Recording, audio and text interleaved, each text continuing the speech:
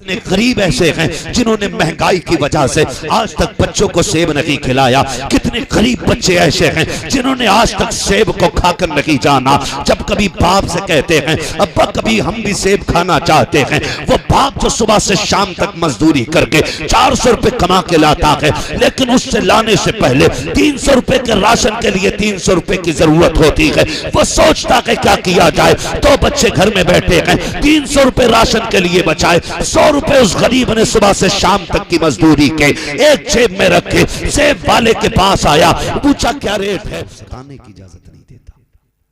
इस्लाम किसी पे जुल्म की इजाजत नहीं देता। इस्लाम किसी को धोखे की इजाजत नहीं देता। एक दौर ऐसा था जब फारूक आजम कुर्सी पे बैठते थे तो बाजार में जितने लोग आते थे सारे बड़े बड़े फकीह हुआ करते थे। हाँ, उस दौर में गैर आलिम की एंट्री नहीं होती थी बाजार में। जिन्हें बैओ शिरा के मसाइल याद होते थे वही आया करते थे। हाँ, मैं बात नहीं करता किसी की सनत को और काबिलियत को लेकर के, लेकिन एक बात कहना ये चाहता हूं, जिन्हें खरीदो फरोख्त के मसाइल याद होते थे वही आया करते थे। आज कितना बड़ा धोखा है। पके आम ऊपर लगा लेता है और कच्चे आम नीचे। रेट पूछो तो कह रहा 200 रुपए किलो। चल दे भाई 1 किलो दे दे। एक ऊपर से उठाएगा, 3 नीचे से निकाल के नीचे डाल दे, काली थैली में भर रहा है। ये दिन में आंखें फोड़ी जा रही, दिन में आंखें फोड़ी जा रही।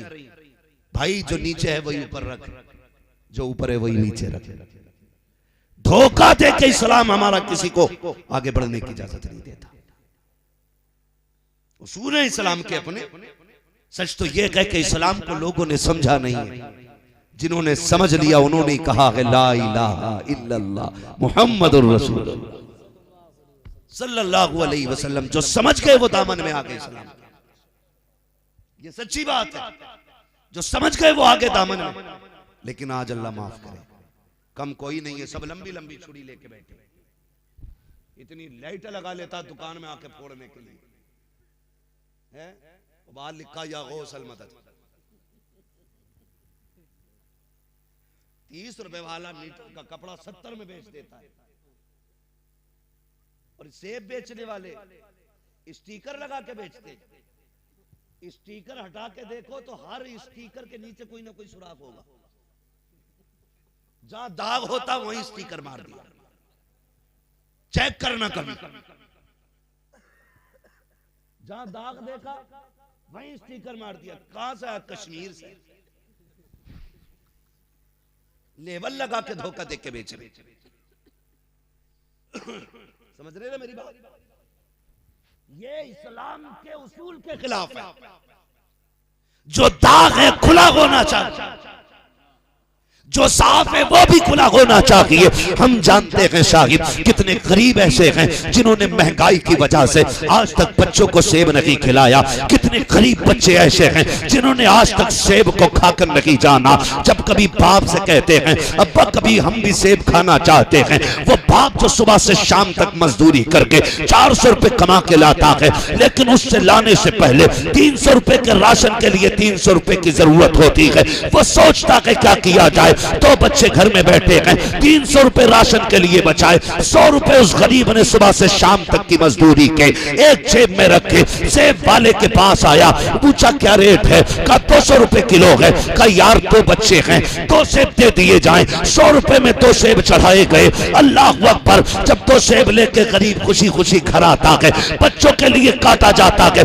एक मियां बीवी 2 और फिर 2 बच्चे 4 लोग थे। बीवी से कहता शरीके हयात एक काम किया जाए, आधा आधा बच्चों में तकसीम कर दो, आधा आधा हम खा लेते हैं। इत्तेफाक से जब पहला सेब काटा जाता है अंदर से सड़ा हुआ निकलता है। माँ छुपा के साइड से रख देती है, अपने हिस्से का सेब निकाल के काटती है। वो सेब साफ था।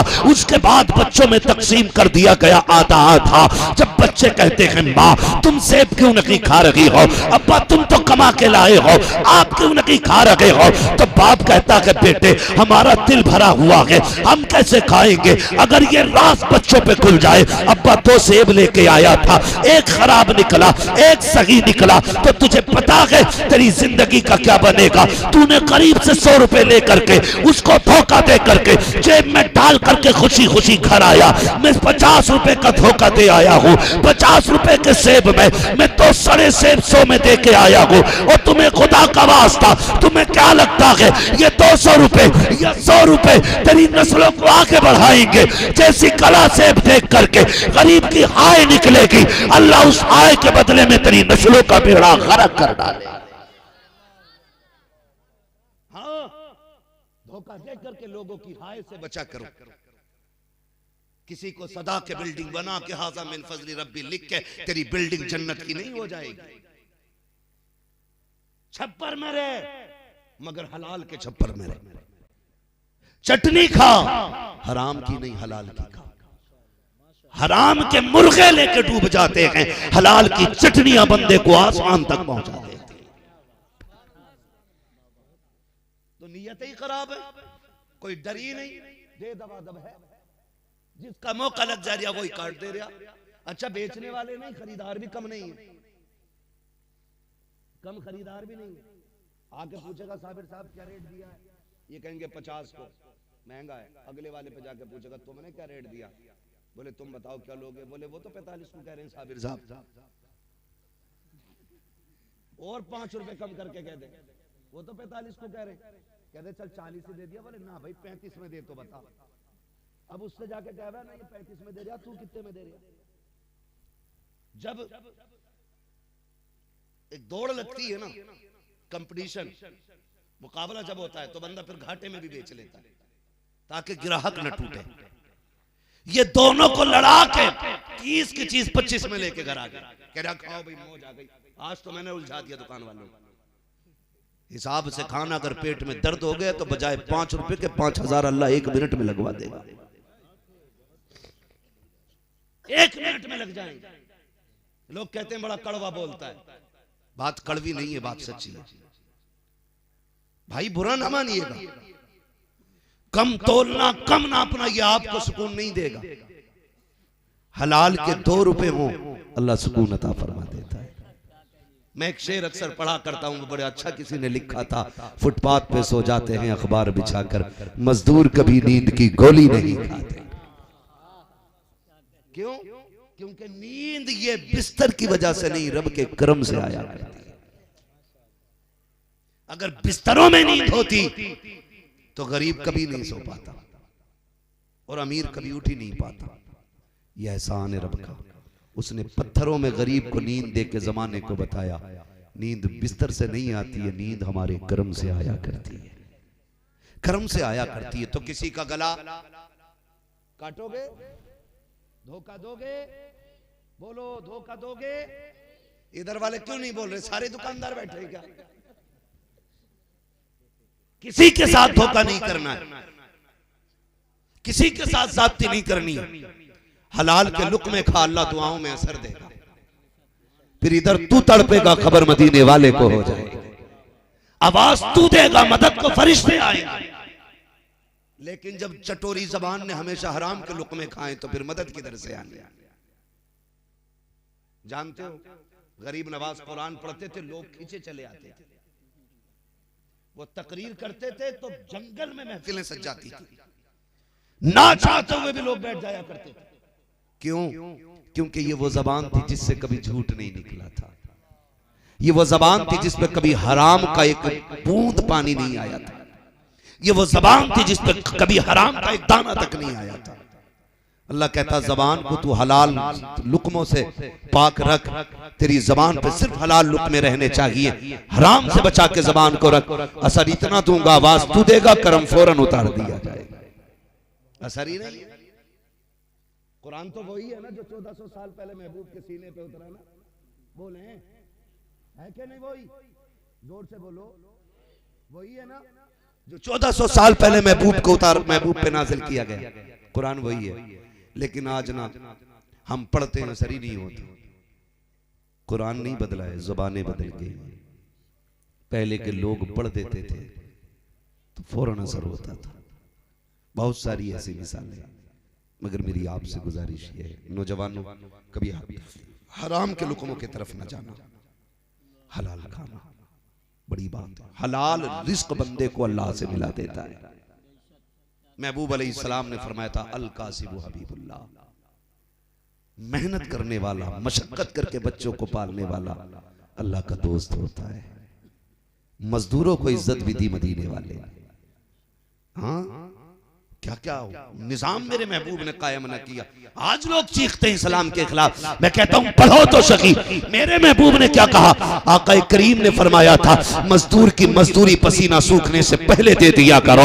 आज हालात देखे जाएं, हम क्या करते हैं? खेत कटवाने की बारी आती है, मुखिया का 100 बीघे का जंगल है, खेत काटा जा रहा है। एक दिन आके मजदूर कहता है मुखिया थोड़े से पैसे दे दिए जाएं। चल बे, एक दिन मजदूरी की है, पैसे लेने आ गया, अभी 8 दिन और काम होना है। 15 दिन काम के बाद कहता है अभी पैसे नहीं मिलेंगे। हमें सोचना चाहिए यार, अगर इतना गुंजाइश वाला होता तो शायद तेरे खेत में काम करने नहीं आता। तेरी नजर में एक दिन की मजदूरी है, लेकिन किसी के घर का खाना भी तो हो सकता है, किसी की जिंदगी की दवा भी तो हो सकती है, किसी माँ का इलाज भी तो हो सकता है। तुझे क्या लगता है कि एक दिन का तूने नहीं दिया, लेकिन यह भी तो हो सकता है जब ये घर से चला हो तो कह के आया हो शाम को आऊंगा तो राशन लेके आऊंगा, काम करके आऊंगा, चावल लेके आऊंगा।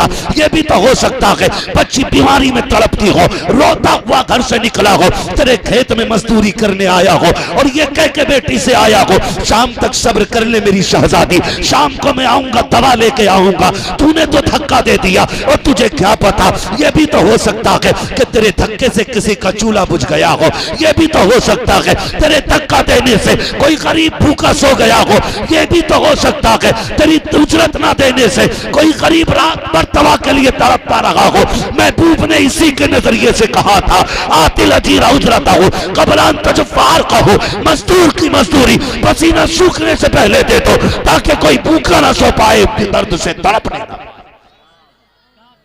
ये निजाम इस्लाम ने मुकर्रर किया, लेकिन वाहरे अमीरो हमने तो गरीबों का खून पी के रख दिया। निजाम बेहतर करो माशरे का, मजदूर की मजदूरी पसीना सूखने से पहले दे दो ताकि कोई तुम्हारी वजह से किसी हराम शय की तरफ न जाए। फर्क इतना है ना, मजदूर अपने बच्चों को बकरे के पाए नहीं खिला सकता, लेकिन इतना जरूर है कि वो भी हलाल की चटनी खिला सकता है। मैं बच्चे बैठे मैं इनसे बात करूं, खुदा की कसम मुझे छोटे बच्चे बड़े अच्छे लगते हैं। बड़े बूढ़ों का तो मसला ही कोई नहीं। ये तो क्या मैं मौलवी तो पुरानी हाँकते रहे, लल्ला चाहिए मैं तो मौलवियों को धोरे को, उनके धोरे गया तो कुछ भी ना बने। मैंने कहा जो भी बनना है ना मौलवी के पास आके बनेगा, सीधी सी बात।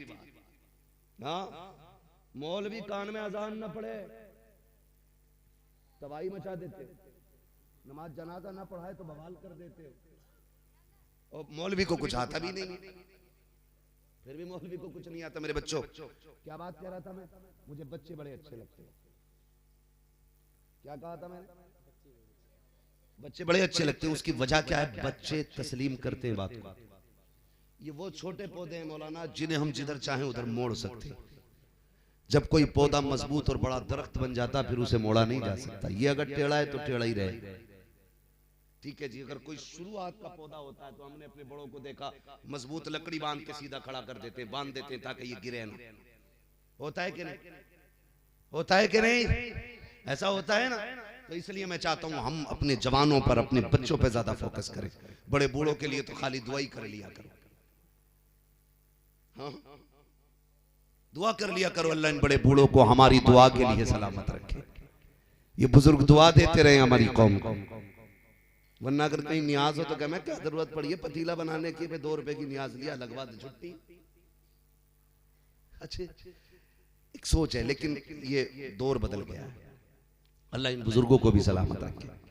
बुजुर्ग बड़ी बरकत की चीज होती है। अगर इधर जाऊंगा तो फिर बड़ा वक्त चाहिए, बहुत वक्त चाहिए। बस मैं कुछ समझाना चाहता हूँ मेरे बच्चों, कभी जिंदगी में ना, कभी जिंदगी में हराम के एक लुक्मे की तरफ नहीं जाना है, एक लुक्मे की तरफ नहीं जाना है।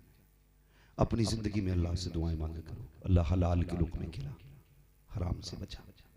बहुत गौर से मेरी बात सुने जो मैं कहना चाह रहा हूँ। आज ना कई लोग मुझे फोन कर चुके, नौजवान कहने लगे हज़रत मेरे अब्बा को समझाइए। मैंने कहा क्यों? कहा वो रक्षा चलाते हैं और हमें बड़ी गैरत आती है। वो रक्षा चलाते हैं, रक्षा समझते हैं ना? हाँ, चाहे वो पैर वाला रक्षा हो या ऑटो रक्षा। कहते हैं हमें बड़ी गैरत आती है वो चलाते हैं तो। मैंने बड़ी सीधी सी बात कही, मैंने गैरत की क्या बात है? कहते काम बड़ा छोटा है, ये बड़ी बेइज्जती का काम है।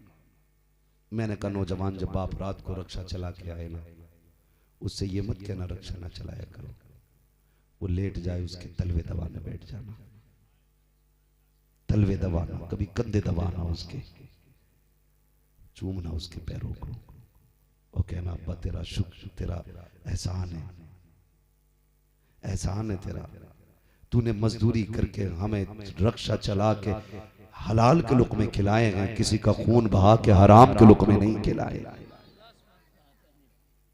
बड़ी बात ये नहीं है तुम्हारा बाप 10 लाख की रिश्वत की गड्डी लेके घर में घुसे, बड़ी बात ये नहीं है तुम्हारा बाप लोकल दवा ओरिजिनल के रेट बेच के घर में आए, बड़ी बात यह नहीं है तुम्हारा बाप दलाली करके हराम के पैसे लाए, बड़ी बात यह है कि तुम्हारा बाप घर में आए, कपड़े पसीने में शराब और हो, मिट्टी से बदन लटा हो और मुस्कुरा के मुट्ठी खोल के टाफी दे और ये कहे खुदा का शुक्र है किसी का गला काट के नहीं लाया, अपना पसीना बहा के ले गया।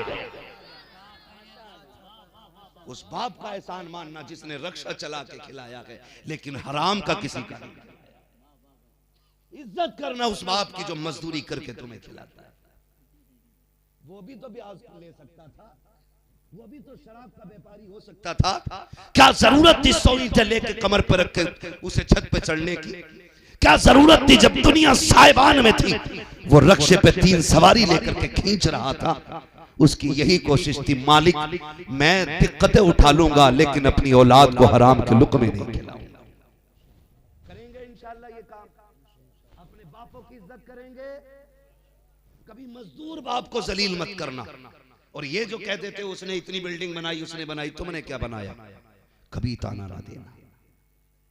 अगर उसने हलाल के लुक़मे खिलाए हैं तो फिर उसके कदम रोज चूमा करना। ये छप्पर, ये बिल्डिंगें सारी रखी रह जाएंगी, असल बिल्डिंग तो अल्लाह ने जन्नत में बनाई है और हम मुसलमानों का हिस्सा जन्नत ही के अंदर है। ये जितने भी अल्लाह वाले हैं ये यूं ही अल्लाह वाले नहीं बने, इन्होंने हराम लुक़मों से ज़बानें बचाई हैं तो अल्लाह ने इन्हें तकवा अता फरमाया है। और जब तकवा इनकी फितरत में आया है तो फिर करामत का नूर बख्शा गया है, और जब करामत का नूर आया है तो फिर लोगों की भीड़ लगती है। सबसे ज्यादा जरूरी है कि हम अपनी जात को मुत्तकी बनाएं। करेंगे कोशिश इंशाअल्लाह। सारे बोलो और जोर से बोलो।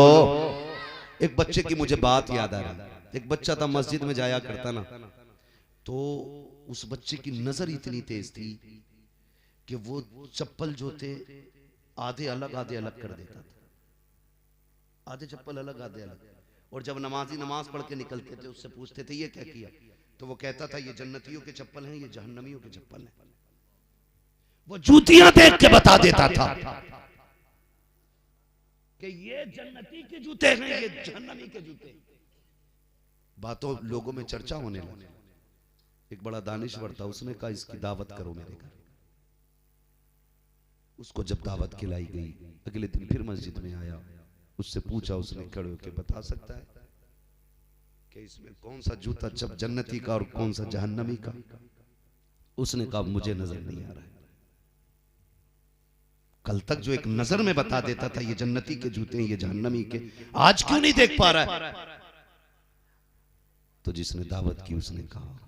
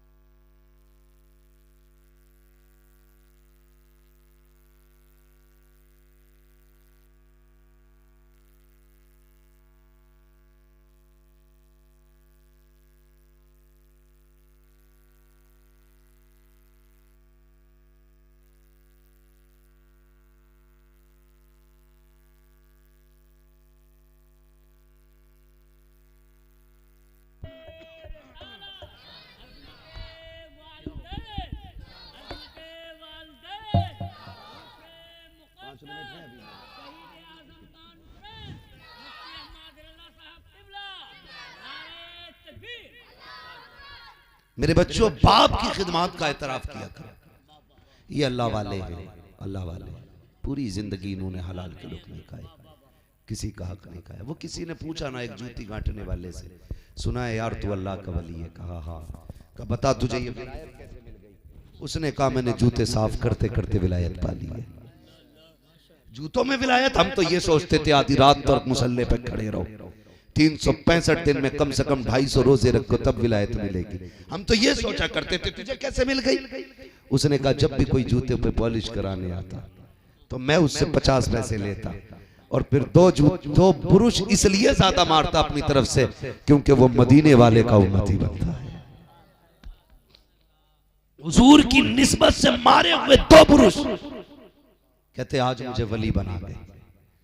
यार अगर हुजूर की निस्बत से मारे हुए 2 बुरुश जूतों पे बंदे को वली बना सकते हैं तो हुजूर का उम्मती समझ के किसी को इज्जतें दोगे तो अल्लाह तुम्हें क्यों नहीं वली बनाएगा? भला सोचे करो दूसरे का, तुम्हारे साथ भला होगा। बुरा सोचोगे तो फिर तुम्हारे साथ भला। मेरी मां बहनें बैठी हैं, इनसे मैं हाथ जोड़ के गुजारिश करूंगा, तुम्हारा शौहर अगर खिलाफे उसूल पैसा घर में लेके आए तो हाथ रोक के पहले पूछा कर ये पैसा बाद में खर्च होगा, बता लाया कहां से? हराम कहो तो मुंह पे मार दे, कहते हिसाब मुझे देना है, मेरी कब्र में तू नहीं आएगा। इस घर में रोटी तभी बनेगी जब हराम के नहीं हलाल के लुक़्मे लेके आएगा। मेरी माँ बहनों तुम मजबूत हो जाओ तो खालिद बिन वलीद तुम्हारी गोद में आया है, मोहम्मद बिन कासिम तुम्हारी गोद से आया है, तारिक बिन जियाद तुम्हारी गोद से आया है, फारूक आजम तुम्हारी गोद का है, उस्मान गनी तुम्हारी गोद का है, हैदर कर्रार तुम्हारी गोद का है, शहीद करबला तुम्हारी गोद का है। और आगे बढ़ू, गौसुल वरा तुम्हारी गोद से मिला है, साबिर पाक तुम्हारी गोद से मिला है, ख्वाजा मोइनुद्दीन तुम्हारी गोद से मिला है, आला हज़रत तुम्हारी गोद से आए हैं, मुफ्ती आजम तुम्हारी गोद से आए हैं, ताजुश शरिया तुम्हारी गोद से आए हैं। अगर तुम पारसा बन जाओगी आज भी वली तुम्हारी गोद से पैदा होना शुरू हो जाए। इसलिए मेरी बहनों कोशिश करें, आप कोशिश करें कि अपने घर के अंदर हलाल लुक़्मों का एहतमाम करें। हम क्या, तुम्हारे शौहर क्या, खुदा की कसम और तुम क्या, कायनात में कोई बेटी फातिमा ज़हरा जैसी नजर नहीं आती है। हाँ और बंदा शेरे खुदा जैसा आप देखो, खुदा की कसम खातून जन्नत ने दिया ना चादर बेचने के लिए, जाओ ले जाओ वो चादर बेच के कुछ ले आओ। गए, मैं तफसील से नहीं बस मुख्तसर अंदाज में समझाना चाहता हूँ। गए चादर बेची, जरूरत से ज्यादा, फिर आपने ना तिजारत कर ली, वो जो कोई ऊँट लेने बेचने का मसला पूरा वाकया आ गया होगा जहन में। वापस आए जब हाथ में गोद में ला के पैसे डाले ना, खातून जन्नत जानती हैं अली चोर नहीं हो सकते क्योंकि वली अली वलियों के इमाम है। अली, जोर से बोलो, अली वलियों के इमाम। ये तो चोरी नहीं करेंगे लेकिन फिर भी तकवा देखिए।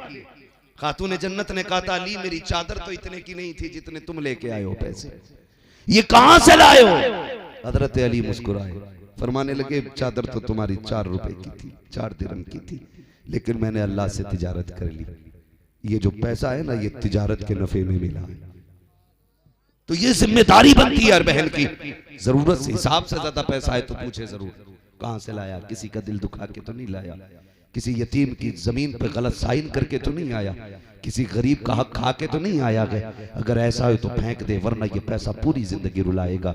अल्लाह वालों की जिंदगी को देखो, किरदार को देखो। फरमाया गया या अय्युहल्लज़ीना आमनुत्तकुल्लाह व कूनू मअस सादिकीन, ऐ ईमान वालों अल्लाह से डरो। डरने का मतलब क्या? जो अहकाम उसने नाफिज किए हैं उन पे अमल किया जाए, जिनसे रोका गया है उनके करीब तक न जाया जाए, ये अल्लाह से डरने का मतलब है। व कूनू मअस सादिकीन का मतलब ये है अल्लाह वालों से प्यार करो, मोहब्बत करो, इनकी निस्बतों में मजबूती से जुड़े रहो, इसलिए कि आपने अमल भी कमा लिया, नेकियां भी कमा ली, पारसा भी रहे। अब अल्लाह वालों के दामन की इसलिए जरूरत है ताकि ईमान शैतान तुम्हारे नेकियां और तुम्हारे ईमान की चोरी ना कर सके। जहां अल्लाह वाले होते हैं वहां शैतान की रसाई फिर वो छीन ही नहीं सकता है, क्योंकि अल्लाह वालों का पहरा रहा करता है दिलों पर, अल्लाह वालों का पहरा रहता है। इसलिए मेरे भाइयों, पूरी जिंदगी कोशिश ये कीजिएगा हराम से बचना है, हलाल खाना है, लोगों के साथ धोखा नहीं करना है, इस्लाम की जो तालीम है उस पर अमल करना है। हमारे पास कसरत से पैसा है, बच्चों के लिए स्कूल कायम करने के, बेटियों के लिए एक महज़ब तालीम का एक इदारा कायम करना है। और अपनी कौम में अगर गरीब बच्चा पढ़ना चाहता है, गुर्बत की वजह से आगे नहीं बढ़ रहा है, तो अपना पैसा खर्च करके उसे डॉक्टर इंजीनियर बनाना है, ताकि उसके जरिए किसी के घर का चिराग बुझे ना, बल्कि बुझते चिराग उसके जरिए घर में जलना शुरू हो जाए। अल्लाह ताला हमें और आपको मुस्तफ़ा जाने रहमत की शरीयत पे अमल करने की तौफीक अता फरमाए। बच्चों हुए अगलात उनको माफ फरमाए। रब्बे कायनात, जिंदगी ने दिया साथ, फिर होगी मुलाकात, चमन रहा फूल खिलेंगे, जिंदगी रही फिर मिलेंगे, मुसाफिर हम भी मुसाफिर हो तुम भी, किसी मोड़ पर फिर मुलाकात होगी। फकीरान आए सदा कर चले, सदा खुश रहो ये दुआ कर चले। सारे लोग कलमा शरीफ पढ़ लीजिए। ला अल्लाह सलामत रखे, बड़ी खुशी हो रही है खुदा की कसम।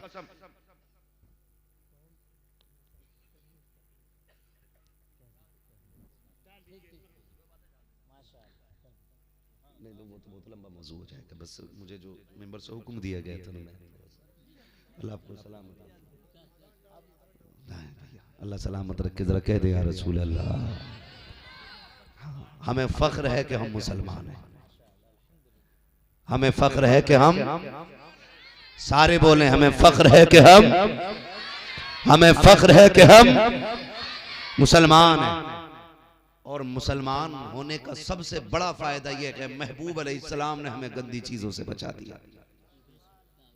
हमारी कौम का 5 साल का भी बच्चा है ना, तो उसे भी पता है पाक क्या होता है, नापाक क्या होता है। हमारी कौम के 5 साल के बच्चे को भी पता है।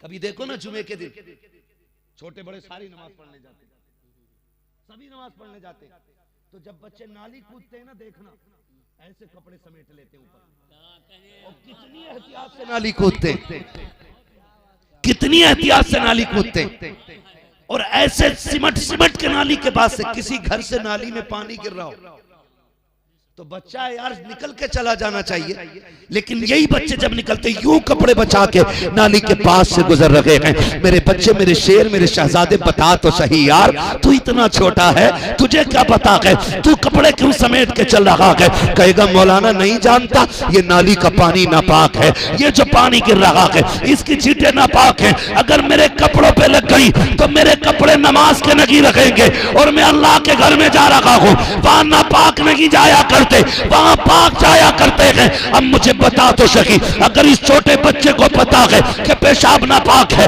नाली नापाक है, गोबर नापाक है, तो जवान तुझे क्यों नहीं पता है कि शराब नापाक है, नशा हराम है? तुम शादियों के नाम पे नशे करते हो, शादियों के नाम पे शराबें पीते हो। याद रखना, अगर जन्नत मस्जिद में जाने के लिए पाक होना जरूरी है, तो जन्नत में जाने के लिए भी पाक होना जरूरी है। क्या करे, क्या खूबसूरत पैगाम दिया। नारे तकबीर, नारे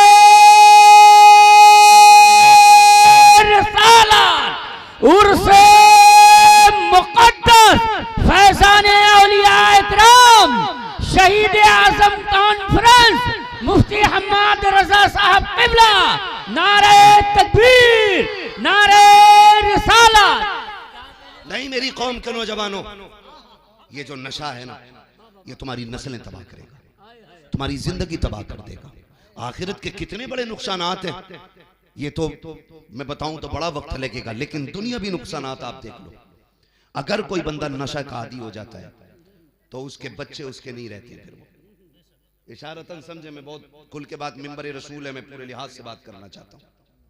इसका भी अपना अदब है, इसका भी अपना वकार है। शराब पीने वालों की नस्लें कभी कामयाब नहीं होती, कभी कामयाब नहीं होती और कभी खुशहाल नहीं होते। शराब पीने वाले कभी कामयाब नहीं होते। शराब पीने वाले के बच्चे अपने बाप से नफरत करते हैं, बीवी शौहर से नफरत करती है, एक कुत्ते से बदतर जिंदगी हो जाती है शराब पीने वालों की। तुम कहां इस गंदे पेशाब से बदतर चीज को होठों से लगाते हो? रब ने तुम्हारे लिए जन्नत में शराब तहूर का इंतजाम किया, तुम कहां बह गए हो यार? ये वो पी रहे हो जिसे पी के कोई नाली में पड़ा है, कोई गटर में पड़ा है, कोई गंदगी में पड़ा है, कोई गंदगी में लिथड़ा है, तुम उसके चक्कर में हो। रब ने तुम्हारे लिए शराब तहूर की नहर जारी की है। उसने कहा था प्यारे वादा ले, ये दुनिया की गंदी चीज छोड़ दे, दिल और बदन को पाक लेके आ। कब्र में आने के बाद जब जन्नत में आएगा मैं तुझे शराब तहूर के जाम भर भर के पिलाऊं। इसके चक्कर में पड़े हो, इसके चक्कर में पड़े हो। ये वो नशा नहीं जिसे तुरशी उतार दे। तुम कहां बह गए यार? किधर चले गए? ये किडनी और गुर्दे और फेफड़े खत्म करने के चक्कर में, खत्म करने के चक्कर में हो इन्हें। अगर पी लिए तो आज तौबा कर लो। वो बड़ा करीम है, वो तो कहता हम तो माइल बकरम हैं, कोई साइल ही नहीं, राह दिखलाएं किसे रहरवे मंजिल ही नहीं। वो तो कहता मांग तो सही, तेरे हाथ उठने में देर है, मेरे देने में देर नहीं है। मांग तो सही यार। और तुमने कितनी पी ली होगी यार? गिलास दो गिलास, बोतल दो बोतल, लीटर दो लीटर, 10-5 लीटर। बिश्र हाफी का तो पूरा कारखाना शराब का था। लेकिन जब ताइब हुए फिर अल्लाह ने सबसे पहले मस्जिद में उनको खड़ा किया। वो राजी होता है तो दिल फेर देता है यार, दिल फेर देता है। तुम तौबा करो, इसके करीब न जाना। महबूब ने हराम कह दी तो सहाबा ने मटके फोड़ दिए थे रोड पे लाके, मटके फोड़े थे, बड़े बड़े मटके। जब महबूब ने फरमाया हराम है ये, जब शराब हराम कर दी गई ना, उस वक्त का आलम यह था जिनके होठों पे लगे थे जाम छुटा दिए, जिनके मुंहों में भरी थी हलक के नीचे नहीं गई कुल्लियां कर दी, जिनके घरों के अंदर रखी थी भरी हुई मटकों में। और लोकल शराब नहीं थी वो, ऐसी हमारे इंडिया में तो शायद बनती भी ना हो, मिलेगी भी नहीं। जितनी ब्रांडेड शराब वो लोग पीते थे, मगर महबूब ने कहा हराम है तो पानी से ज्यादा गलियों में शराब बह रही थी। किसी अक्लमंद ने आके कहा था ओ यार तुम ये क्यों फेंक रहे हो? तो सहाबा ने कहा था हमारे महबूब ने कह दिया है हराम हो गई है, अब इसे घर में नहीं रखा जाएगा। अक्लमंद ने आके कहा था इतनी कीमती शराब और इसको बाहर रखे हो, बेच दो, कुछ पैसे हाथ लग जाएंगे। आशिकों ने जवाब दिया था तुम नहीं जानते हो जिसे महबूब नजर से गिरा देता है, हम वो तो क्या उससे से मिली हुई चीज को भी घरों से निकालता है।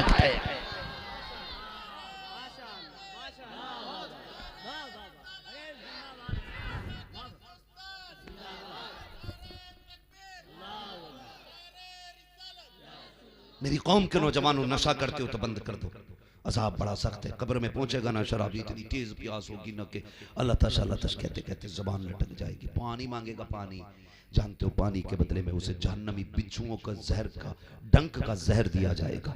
और इतना जहरीला जहर होगा वो अगर जमीन पे डाल दिया जाए तो जल के राख हो जाए। एक बूंद से उसके प्याला भर के दिया जाएगा और इतना खतरनाक होगा, खोलता हुआ प्याला, वो प्यास लगी होगी, पानी लतश प्यास प्यास कहेगा, वही प्याला दिया जाएगा। तो जब वो आएगा ना इतना खोलता हुआ होगा कि उसकी गर्मी से ना ये होठ सुकड़ के माथे तक चला जाएगा, नीचे वाला लटक के नाफ तक आ जाएगा। लेकिन प्यास इतनी होगी कि वो उसको भी पिएगा, मगर खुदा की कसम जब पिएगा तो अंदर का बदन कटेगा और ऐसा तड़पेगा कि वो दर्द का ना कोई बता सकता है ना कोई हिसाब लगा सकता है। अगर चाहते हो उस अजाब से बचो तो कभी शराब को मुंह मत लगाना, नशे के करीब मत जाना। अगर खुदा तौफीक दे तो वुजू करके वुजू के बाद का बचा हुआ पानी पिया करो। खुदा की कसम अल्लाह ने वुजू के बचे पानी में लज्जतें भी रखी हैं, बरकतें भी रखी हैं। बीमार पी लेता है शिफा पा जाता है, गुनाहगार पी लेता है नेकी पा जाता है। इसलिए मेरी कौम के नौजवानों वुजू का पानी पियो, शराब को फेंको, नशा ना करो। अल्लाह ताला हम सबको महबूब के बताए हुए तरीके पे अमल की तौफीक अता फरमाए। सारे लोग फिर से कलमा पढ़ लीजिएगा, ला इलाहा इल्लल्लाहु मुहम्मदुर रसूलुल्लाह व मा अलैना इल्लल बलाग। अस्सलामु अलैकुम व रहमतुल्लाहि व बरकातहू। ये उर्स पाक जिंदाबाद, पाइंदाबाद, व मा अलैना इल्लल बलाग।